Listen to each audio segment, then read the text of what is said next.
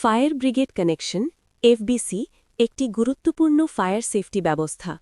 এটি মূলত ভবনের ফায়ার ফাইটিং সিস্টেমকে বাইরের দমকল বাহিনীর সাথে সংযুক্ত করার জন্য ব্যবহার করা হয়। কেন ব্যবহার করা হয়? ১. জরুরি অবস্থায় পানি সরবরাহ বাড়াতে। যখন ভবনের নিজস্ব পানি ট্যাঙ্ক বা পাম্প যথেষ্ট না হয়, তখন ফায়ার সার্ভিস বাইরে থেকে এফবিসির মাধ্যমে পানি পাম্প করে সিস্টেমে ঢোকাতে পারে। ২. দ্রুত আগুন নিয়ন্ত্রণ করতে।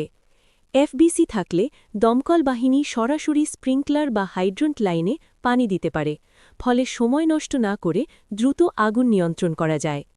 ৩. উচ্চ ভবনের জন্য খুব জরুরি।